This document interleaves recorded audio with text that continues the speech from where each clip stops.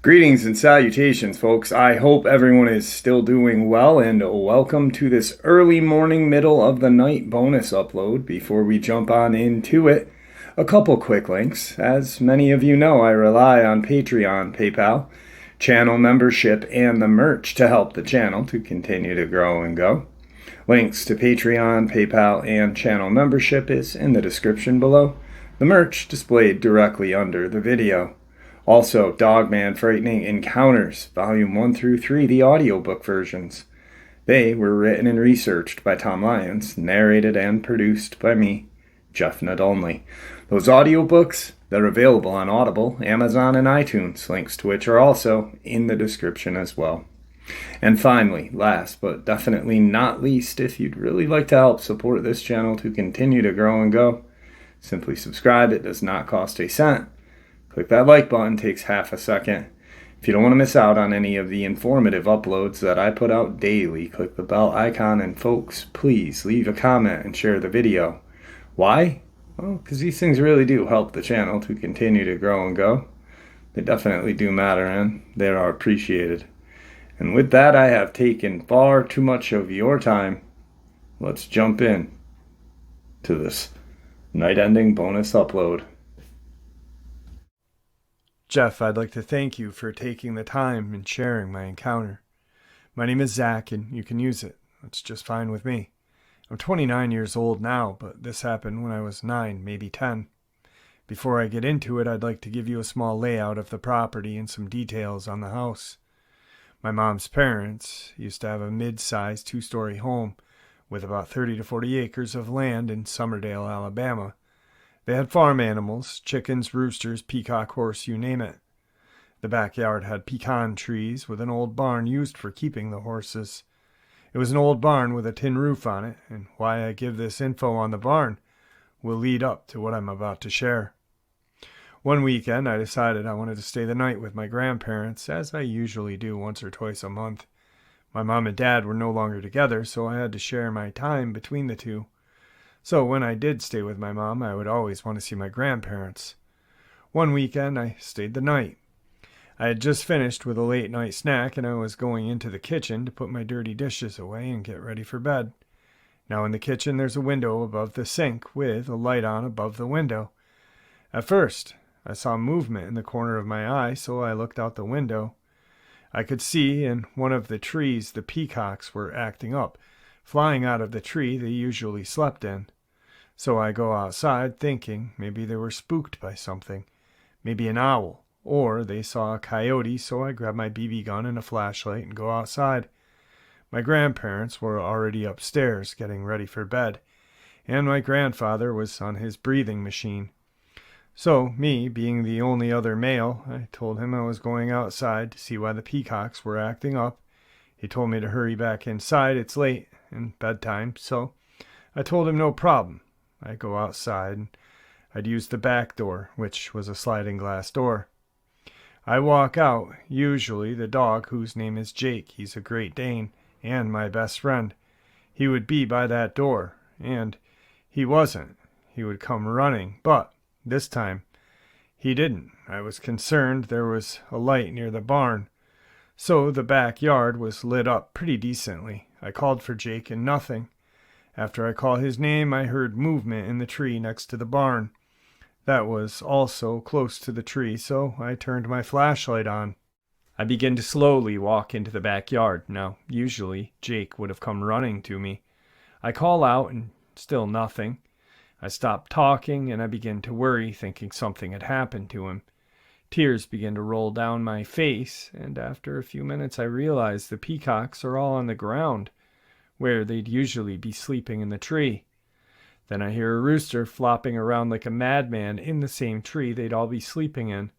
Then nothing. It was dead at that point. All the animals are scattering, running. This is definitely not right, I'm telling myself. I've never seen or heard anything like this. I'm standing there confused. Fear is filling my body.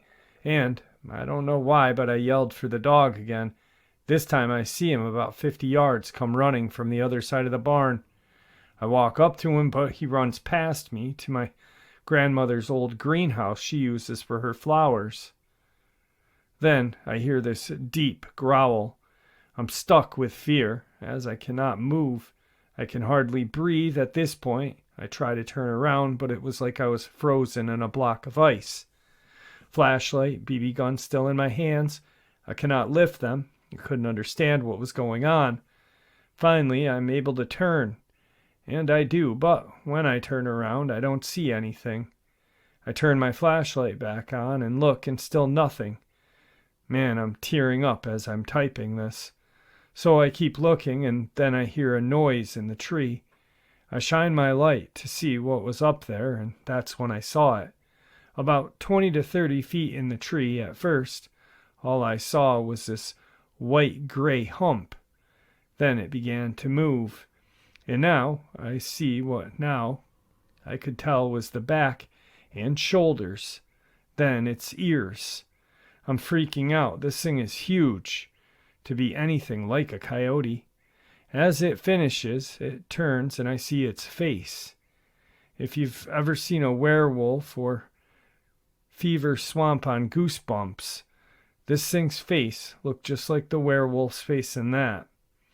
As I shine the light on it, it looks at me with these yellowish eyes. My body is stiff as a board, and I felt so empty on the inside.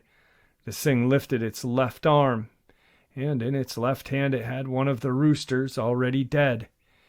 It does this and continues to look at me. I'm shaking, and as I'm looking at it, my light goes out. That's when I snap out of it and begin to beat the light to come back on. As I do, I hear a growl once again, and I look up. I barely can see it. It begins to shift its body, completely facing me. I hit the light one more time against my thigh, and it came back on. I shine it back up on this thing, and it's looking at me with this grin on its face. Now, when I say grin, I mean the Grinch who stole Christmas grin. That's when I aim my BB gun. What made me do this, I don't know, but as soon as I do, this thing jumps from the tree onto the roof of the barn. It's a tin roof. When it landed, it sounded like someone dropped a load of bricks at once. Just a big, awful boom. Then it hits the ground, and at this point, there's nothing. I'm shining my light all around. I'm still frozen in fear. As I want to walk closer to look, but I can't. Then I hear this heavy breathing that turns into a growl. This growl, I felt like it was rattling my insides to pieces. I'm shining my light all around the barn, through the door, to the rooftops. I cannot see it, but that's when I shine it to the side of the barn that's straight in front of me, and that's when I see this thing's left hand and its left side of its face just looking back at me. Then it ducks back behind the barn. I begin to back up, knowing that this is not right. It cannot be real. As I begin to back away, it pops its head and hand out again. This time, it puts its hand on the barn, and then it completely steps from behind it, standing on two legs with this evil grin. I was so scared I began to cry aloud. No control. I had no control over my body. I couldn't move. I tried screaming, but my mouth just wouldn't open. That's when I see it lift its right arm and waves at me. I know nobody's going to believe this, but I swear on my family's lives it waved. As I'm seeing this wave, it just lays the dead rooster on the ground and then runs, still on two legs. After it ran off, I go inside and run to my room. My grandparents asked me what was wrong, and I told them I had seen a monster. They wouldn't have believed me if I told them really what I had seen. To this day, I've hardly told anyone, and the ones that I have told just blow me off, like a little kid being afraid of the dark. I hope this was easy to make out. I understand I'm not the best writer, and this is my first real time really telling it. It's been 20 years since this encounter, so thank you, Jeff. Hey, Jeff, it's Zach, and this is my second encounter. In Fruitdale, Alabama, my dad leases hunting property for hunting season, And on the hunting season of 2020, I decided to go in on the property with him. So I went and helped him get it ready for deer season. As a kid before my childhood encounter, I would go with him every season, help with the tractor, chop down limbs, put corn out, something my dad and I used to do to just enjoy wildlife that so many of us don't take time to enjoy and truly realize just how beautiful life really is. Well, on that day I went alone, and I wanted to check the property out since it was almost time to get prepped. I hop out of the truck and I walk probably a half a mile into the property. At this point, I'm kind of deep in the woods. The open area we used for hunting was probably 500 yards back or so, but I've always liked to walk further just to see how it is around where I hunt. Plus, the walks help with my anxiety. I was coming up the hill that was in the open and is made of red dirt. I ran up the hill and sat down on the red dirt hill. I began to just enjoy the fresh air, the sounds of birds. The whole walk, it was active, and I never had any weird feelings or smelled anything. The only thing I did notice were claw marks on some of the trees. They were fairly wide, and I could see 4 fingers like downward strokes, and a slight fifth, where I would guess the thumb would be. And the other trees it seemed more slant and not straight. So, like I was saying, my trip into the woods was smooth sailing. Just a couple of trees with those claw marks. And also, let me say this, I did have my .416 Ruger Hawkeye African rifle. I'd just bought it and planned on trying to break it in. After my childhood encounter, it made me want to always be prepped, but never go hunting for one. So, I just want to clear the air. I was not out there trying to hunt one of these things. But I do keep a big rifle with me just to be safe. I'd rather be over-prepared than under-prepared. So I'm sitting on the hill with my rifle, and as I'm sitting, it's maybe 20 minutes of relaxing. It goes dead quiet. I notice this, but don't freak out. I begin to just slowly look around. And behind me, my rifle is loaded with the safety on. I don't lift the rifle, but I keep it by my side, as I'm not trying to send the wrong message if this happens to be a dogman or werewolf. So I stand up and have my rifle by my side. I look to my left and off about 50 yards. I see a black figure crouched down beside the trees, and how I could tell that the area was open and had a little bit of trees and brush around, so the black spot was totally out of place. And as I look at this thing, it lets out a deep, deep gurgle-like sound. And this is when the story turns into something I know nobody is going to believe, but I swear on my own soul that this is what happened. Like I was saying, as I looked at it, it made that sound. It began to slowly walk on all fours my way. I remained still because I didn't really know what to do. And I say out loud, if you think I'm here to harm you, I'm not. I'm just here checking out my hunting property. That's when it stops and crouches back down on its back legs. When I say legs, these were no dog legs. They looked more human-like. And I began to notice its yellow eyes. I first think werewolf. Then I saw no tail, but as this thing stops and crouches down, it tilts its head, and with a deep voice and serious look in its eyes, it says, "Why aren't you running?" Jeff, when I say my whole body went limp, it felt like even my soul left my body. That's how I felt. With a stutter, I replied, because I know about you and your kind, and I'm not here to harm you. I believe we can be at peace. It just looks at me and begins to sniff the air and tilts its head, and then straightens back and says to me, it says, "You have no fear of me." I think to myself and realize it can sense my emotions. I tell him if you wanted me dead, you would have killed me, and like I said before, if you don't try to harm me, I won't attempt to harm you. because I believe you want what we want, and that is to live and live without doing harm. I see one of your kind as a child, and for years I felt like it wanted to lure me with showing friendly intentions, but the older I got, I began to realize it could have killed me, just like you can right now. Jeff, I know this is a lot to hear, and probably find truth to, but I am dead serious. All of this happened. I don't troll, and I don't take this stuff as a joke. But after I said all of that, it stands up. And this thing is easily 8 feet tall. It stands and says, "Protect us," and then trotted back into the woods.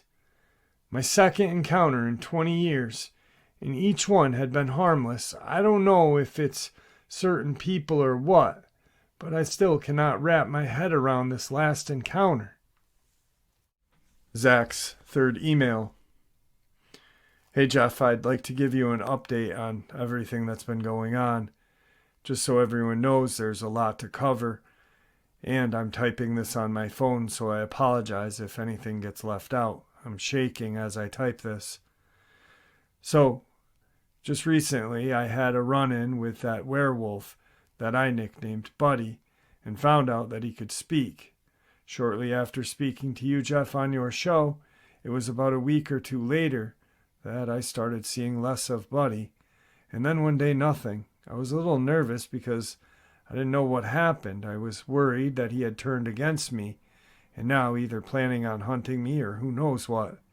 A few days go by and still nothing.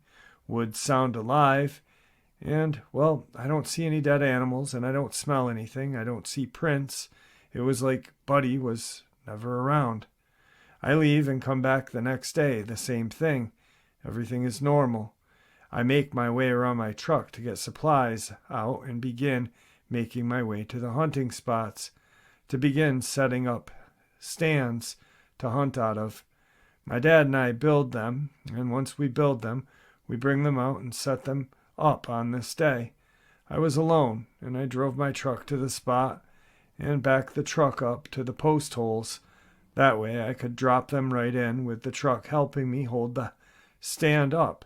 After about 20 minutes of hell getting it out and set up in the holes, I sit on the tailgate of my truck to catch a breath.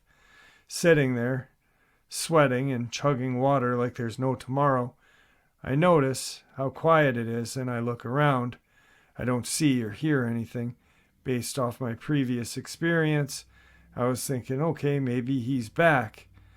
I look around with caution. I didn't have my .416 with me this time. All I had was my AR-15. Because of how crazy things have gotten in the world, I only had it for safety reasons. But, as I was saying, I was looking around and couldn't see anything. That's when I gradually began to smell a strong odor of dead animal, wet dog. Now I know what people mean by what that odor smells like because it's bad. But as I said, I smelt that odor and kept looking around. I couldn't see anything or hear anything, but then it dawned on me that people said Dogman have a smell. And right when that thought is in my head, I hear a faint growl noise coming from my rear. And at that point, all that's behind me is the tree stand I had just put up, and then woods. I turn around and duck down to squat so I can look past the stand and see if there's anything behind it in the woods. And that's when I see a big lab gold coat colored German Shepherd head halfway sticking out from behind a tree. Soon as I saw it, it ducked back behind the tree. I'm thinking to myself, that's not Buddy. It doesn't look like him. WTF is that? It looked nothing like Buddy, or the one I saw when I was a child. So I stay in a crouch position, stayed focused on that one spot. Then I hear a sound from my left. Now to my left is nothing but a small open field. Because of my angle and direction I'm already facing, there's probably only 200 yards of open field, and on my right is a trail leading out of the open area. and nothing but woods because how I sat up. I was at an angle that was facing more right than left, so I could get a clear all-around view of the open field. So I wanted to kind of clear that up and help understand the layout. But as I heard that noise and looked to my left, I saw the black spot crouch down on all fours, trying to stay low to the ground. And as soon as I saw it, it began to stop moving.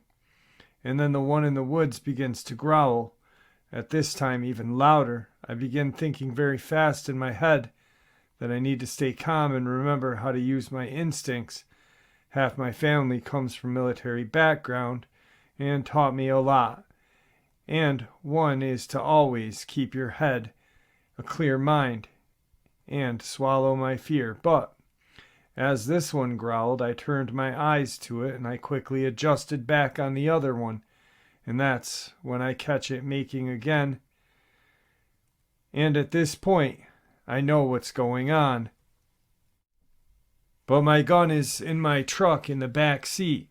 But I remember that my windows are open and that if I hop out this bed, they're going to pounce. So I'm staying calm, still crouched down, and the truck is lifted, so I'm fairly decently off the ground.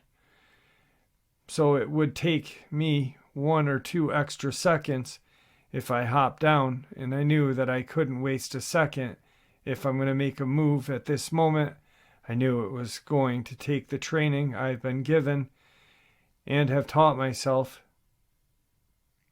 I'm in the bed of the truck trying to plan this out. The one from behind the tree steps out and looks at me with a grin. It seems we are 25 yards apart. He's not far, and yes, it's definitely a male, if you know what I mean. And as it steps out, it goes from grin to making growling noises again. Then it darts to my right through a small patch of trees, crosses the trail into the tree line.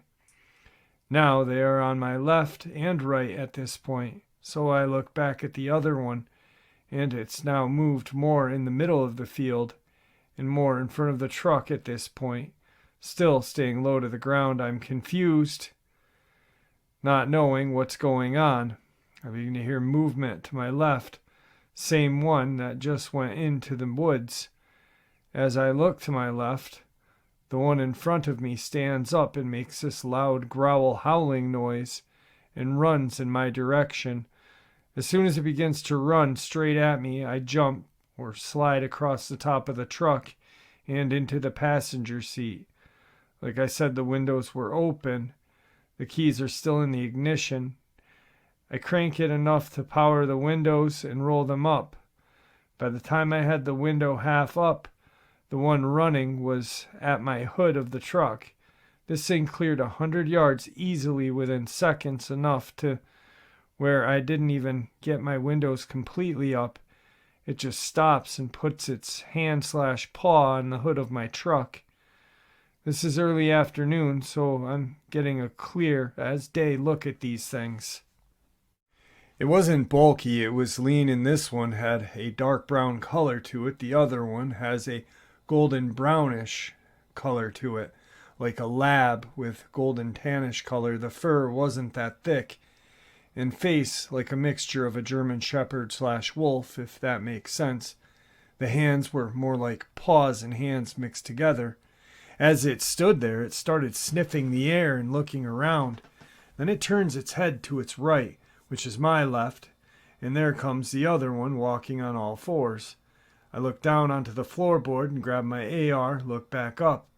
And as soon as I look up, it's looking at me. And the look in its eyes are like, I don't know what you just did, but I'm not about to find out. That's when I pull the charging handle, and as soon as I do that, it growls and hauls ass to the passenger side window.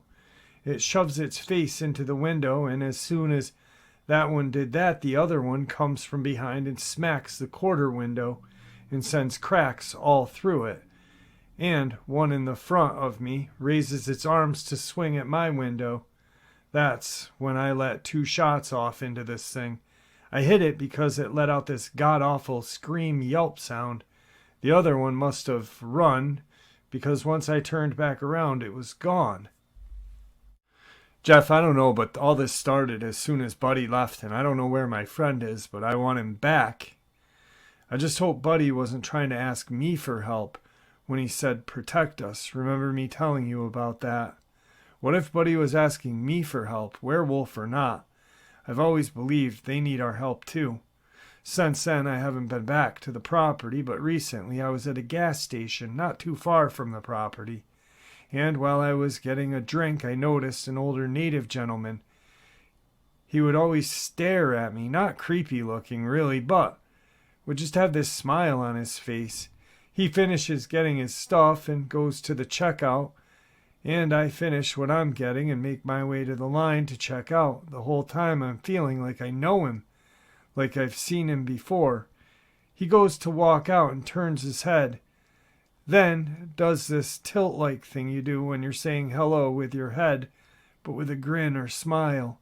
I pay for my stuff and make my way to my truck. Now, just to make it clear, this has been 3 weeks after that Dogman nightmare and 4 weeks since I've seen Buddy. But as I was going back to the truck, I saw the older gentleman getting into his truck. And when I saw him getting in, I noticed a totem wolf symbol around his neck. I don't know what happened, but I got a big flood of curiosity and had to ask him if he knew anything or had seen anything. As I walk up to him, I notice that he has a wolf in his truck with him, a beautiful timber wolf. He sees me walking up and I wave and say hello. He says, "Hello, young man," and I introduce myself to him. He looks at me and goes with a giggle, says, "You can call me Chief." And I asked, "Chief, you believe in what some call werewolves or some call Dogman?" He looks at me and says, "You don't, you boy?" And I said, "Yes, that I believe. Not all are evil or mean harm." He smiles and says, "You have been welcomed, haven't you?" I ask what he means, and he says, "The spirit of the wolf is a pure thing. Those who are pure at heart find peace with the guardians of the land. Some are guardians, while some walk as damned upon our lands." My body goes numbed. I'm floored. I think I've found all my answers I've been looking for. I tell him not long ago that I came across a werewolf and it spoke to me. It said, "Protect us," but lately I have not seen him since. I told him everything that went on between me and Buddy, and he tells me you are pure at heart and have the spirit of the wolf. He's rubbing his wolf totem on his necklace. You are one with. Jeff, there's a lot more I have to share with you. This is not all. There's way more. After that, I went to the native's home, and he had shared so much with me, and I think I found the truth to a lot of questions when it comes to the Dogman/werewolf. I'm going to share more with you and everyone who wants answers as well. I'm speaking more with him sometime soon, but till then, I do have a lot to share with you. Zach's next email a couple of months after the last one. Jeff, 2 weeks ago, I decided to hit up a friend who I hadn't seen in a while. I give him a call and ask how he's doing. I say, "Do you have any time to hang out?" He says, "Sure, head over." I pull up, get out, we shake hands, walk into his house, sit down, and begin to chit-chat with one another. Oh yeah, this isn't far from my hunting property. He asks if I want a cold one. I say, "You know I really don't drink." He says, "Yeah, you still don't care for the old cold ones, do you? Note the partying days drained me." He laughs and says, "You were known to party back in the day." So we BS around. We walk out into his backyard. He has a big backyard, at least 200 yards, just going straight back, and probably over 50 yards wide. Off to the right, when walking out his back door, about 40 yards, is his workshop. And then to the left of it, further down, is his barn. It's about mid-size, nothing big, just enough room for a few horses, which he only has one, and further down at the end of his yard is where he has it fenced off, where he keeps his horse when he lets him out. The reason why I give all of this info on his yard is to help you imagine the layout of this property when I share this next experience I'm going to share. So we're on his back porch, and his Great Dane named Rebel, beautiful, huge. We're hanging out on the porch, and he asks me if I mind if he lets Rebel out because he was at the back screen door, wanting to be let out. I tell him sure. So he lets Rebel out, and he does his normal thing, runs into the yard, does his business. We're still standing there talking, and that's when his dog is frozen in place, looking down towards the end of the yard where his horse is, and begins to bark. And my friend's name I'm not going to give out for privacy reasons, but we'll just call him Joe. I said, Joe, what do you have around here that's got Rebel all hyped? Usually Rebel's chilled and not hyped. He tells me he had to run off a coyote the other day, or a few of them, and I go, coyotes? Since when? He says the other day he saw a couple of black figures kind of halfway out of the tree line sniffing the ground. I had to get a gun and shoot off a warning shot. I go, did you get a good look at them? He says, not really. They were so dark that it was hard for me to get a clear view. Plus, I was up here near the house. I asked him, was your horse out? He said, no, I had to put him up. He said it was late in the evening. He said when he shot that shot off into the air, that they didn't even really flinch. Right when he says this, it dawns on me that this might just be a Dogman because a coyote isn't going to hang out after a 308 goes off. So I tell him, you need to be careful. You're going to try to run something off that doesn't scare easy. It's going to be your ass, and trust me, I don't want that, and some things you don't want to be your problem. He laughs and looks at me and says that I have hunted for many years, and you have been taught by some of the best in Bama, and you taught me. You know as well as me that I'm a good shot. Remember last time when we went shooting, we hit 2 liters from 400 yards, and then you had to show me up by hitting 1 from 6. So come on, don't be so harsh, and don't assume it's those Dogman things. I tell him it takes more than just accuracy to deal with these things. So to move forward and skip the boring, I head home. Later that night he calls me freaking out. I can't understand a word he's saying. I say, dude, chill out. What's your issue? Finally he screams, them damn things you talk about. They're here, they're real, they're down by the barn. That's when I tell him to turn every light on the house on the outside, keep Rebel inside, and keep an eye on the horse. I'm on my way. After some time pass, I pull up, and when I pull into his driveway, which is about 75 yards long, with small fields on each side, then beyond them tree lines, so I'm making my way down the driveway. As I'm coming up to his house, my headlights catch one on the right side looking from behind the house. I said to myself, here we go. I pull up as close as I can to his front door so I don't have to run too far. Anyway, I get out and I head to his front door. His porch is right there. I quickly unload all 3 of my rifles.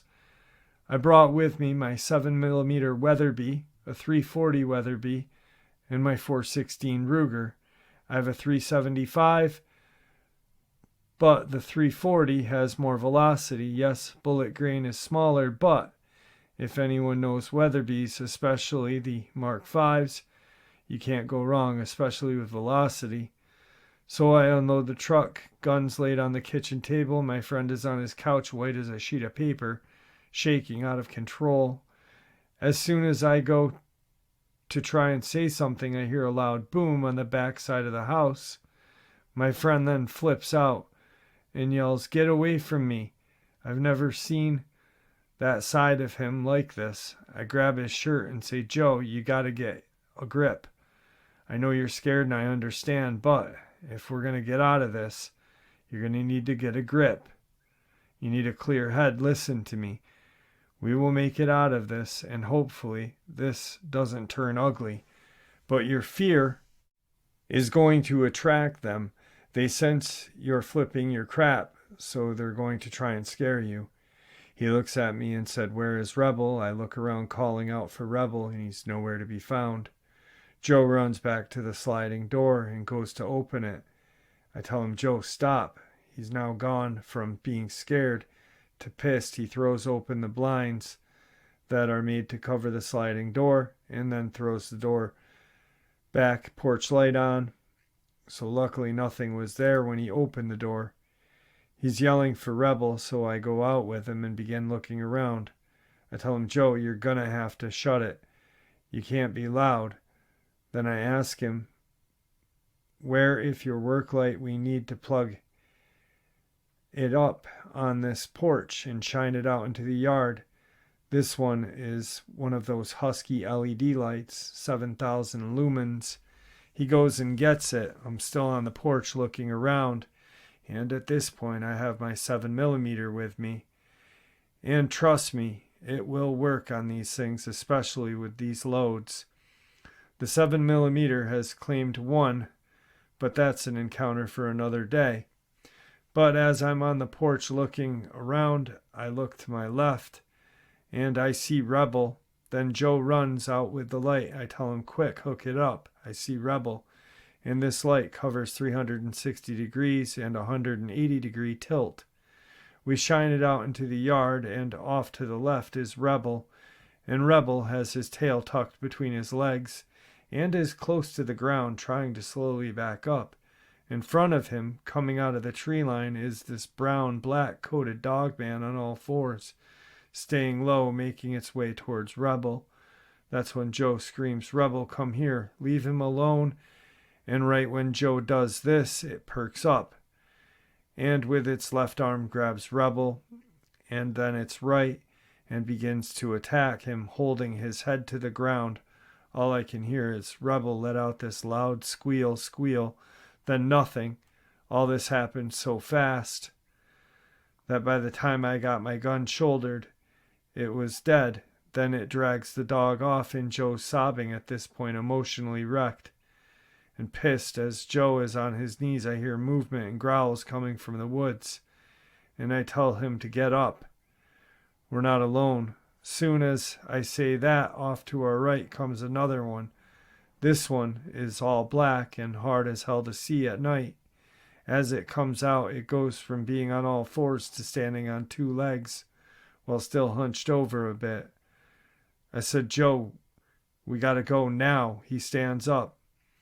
I tell him, "Don't run, slowly backstep." And as we do this, it shows its teeth and widens its arms out like it's going to give a big hug, and then begins to run our way. We haul to the house. As we get onto the porch, we turn around. This thing is running on our right. It runs and hops onto the roof of the house. We make our way into the house, and Joe makes sure that every window is closed. His house is a 2-story home. When I say this thing ran up onto the roof, I mean it did it like it was its daily routine for it. It grabbed a window trim and made its way up to the roof. As we're inside, we hear it on the roof. One thump after another. This thing lets out a howl like I had never heard. A howl mixed with like a woman screaming. I don't know how else to describe it. Then more howls followed with it. We ran to the window that's in the kitchen that's facing toward the driveway, then the woods on the other side. What we see is 3 more sets of reddish eyes, like a glare, kind of a red that's faint. Then they split up, going in different directions. One's behind the house, and 2 in front. As this happens, I tell Joe, "Grab one of the guns. They're trying to flank us. We are probably in for a long night." He's freaking out, saying, "Don't we need to call the police?" I look at him and say, "No. Just listen to me and we'll get through this. Just remember, aim for the head and neck area. Don't shoot unless you have to. Make every shot count." As we were sitting in the living room, we began to hear banging on all sides of the house. and the one on the roof runs its way back to the side of the house. According to the sounds from the roof, I catch a dark shadow move past the window in the living room. Then the doorknob begins to move. And guess what? Door was left unlocked. Joe goes to the door. The door begins to open, and as it opens, I run and dive into the door and slam it shut, because the door got open a quarter of the way. And I said the whole right side of that thing. I quickly lock it. As I'm locking it, I hear one deep breath and a gurgle noise as I'm listening to this thing drag its nails on its door. I swear I hear this thing trying to speak, because I could hear die behind all of that deep breathing and gurgling noise it was making. That's when I get this overwhelming, deep gut feeling of fear I have never felt before. That's when a big slam against the door happened. It hit the door so hard, it made a spiderweb crack in certain areas of the door. Then another smack comes from the windows in the kitchen. And when Joe runs to the window and opens the blind, the brown one is there, face in the window. And out of fear, Joe aims the gun, and I yell, "Joe, don't!" But before I knew it, he fires the gun, and all I hear is this yell, howl, like no kind of sound I had ever heard. "Joe, what's wrong with you?" Now, thanks to Joe, there's a hole in the window, and I'm waiting for them to come in. We're as good as dead, I think. I grab my flashlight and shine it out the window. I hear the one that Joe hit gasping for air. I make my way to the window and I look out. 15 to 20 yards is the Dogman slowly making its way back into the woods, with the others right there with it. The others look back up with pure evil at this point. I knew we were going to die. My ears are ringing badly. I can't focus. And as they are looking at him, one grabs the dying one, and the other two begin to make their way towards us. I take aim at one with my 7mm and shoot it dead in its left eye, and it drops. The other one runs off to the back of the house, down the yard and off into the woods. That makes Dogman number 2 with my 7mm. Don't think for a second I'm proud of this, because I'm not. If anyone thinks I'm going to take a picture of all of this, you are mistaken. So agents, if you are hearing this, there is no recordings or pictures taken, but I will say this. If your rats don't get taken care of, then I sure won't mind cleaning up your mess. The ones that I killed I set on fire. Jeff, I want to thank you for sharing my experiences. I will contact you very soon and share all of these experiences on your channel as an interview. Many blessings, brother. I will be in touch soon. God bless. All right, folks, there you have it. I hope you all enjoyed this early morning, middle of the night bonus as much as I enjoyed sharing it with you. I'd like to really thank you all for supporting the channel. After all, it is your support that helps the channel to continue to grow and go, and what gives us all a place and a chance to share our experiences and theories, judgment-free. Everyone is simply treated with the respect that we deserve. Please, everyone, stay safe, happy, healthy, and ever vigilant. Keeping an eye on our children, pets, family, and our friends. These creatures are real. These events, well, they've happened. Share this information with those you love and care about, and it may just help save their lives someday. Until next time, never stop asking questions, never stop searching for the truth, and God bless you all.